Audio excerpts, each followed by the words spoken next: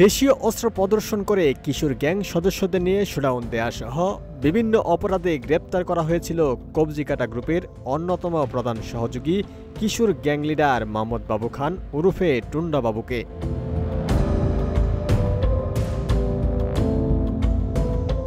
কিন্তু সাময়িক হাজতবাসের পর জামিনে মুক্ত হয়ে কবজিকাটা আনোয়ারের অনুপস্থিতিতে এলাকার নিজের নিয়ন্ত্রণে নিয়ে দ্বিগুণ বেগে সন্ত্রাসী কার্যক্রম শুরু করে টুন্ডা বাবু।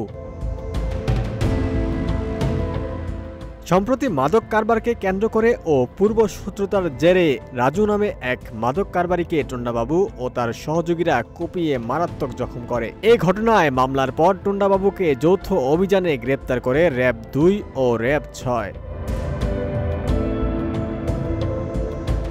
আজ বৃহস্পতিবার রাজধানীর কারওয়ান বাজারে র‍্যাবের মিডিয়া সেন্টারে আয়োজিত এক সংবাদ সম্মেলনে এসব তথ্য জানায় সংস্থাটি।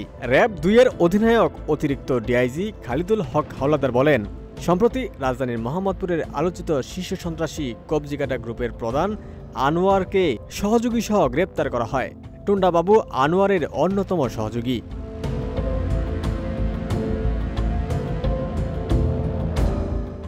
গত ২৪ ফেব্রুয়ারি তাকেও গ্রেপ্তার করে র‍্যাব।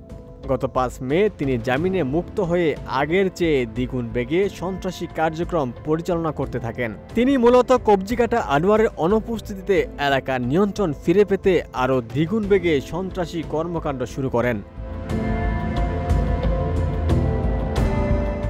গতকাল বুধবার নড়াইলের লোহাগড়া থানাধীন সিএনবি বাজার এলাকা থেকে যৌথ অভিযান চালিয়ে গ্রেপ্তার করা হয়। প্রাথমিক জিজ্ঞাসাবাদে প্রাপ্ত তথ্যের ভিত্তিতে খালিদুল হক হাওলাদার বলেন, টুন্ডাবাবু মোহাম্মদপুরের শীর্ষ সন্ত্রাসী গ্রেপ্তারকৃত আনোয়ার ওরফে কবজিকাটা আনোয়ারের সঙ্গে সুসম্পর্ক গড়ে তোলেন এবং আনোয়ারের অন্যতম সহযোগী হিসেবে পরিচিত হন।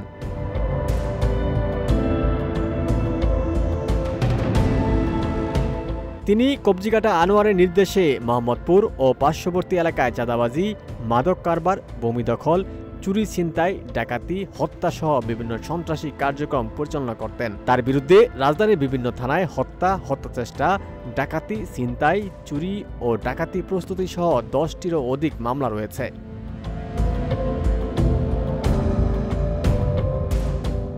তিনি বিভিন্ন মেয়াদে একাধিকবার কারাভোগ করেছেন। র‍্যাব ২ এর অধিনায়ক বলেন, গত ২৯ জুন আদাবর থানা এলাকায় মাদক ব্যবসাকে কেন্দ্র করে পূর্ব শত্রুতার জেরে মাদক ব্যবসায়ী রাজুকে টুন্ডাবাবু ও তার সহযোগীরা দেশীয় অস্ত্র দিয়ে এলোপাথারি কুপিয়ে মারাত্মক জখম করে।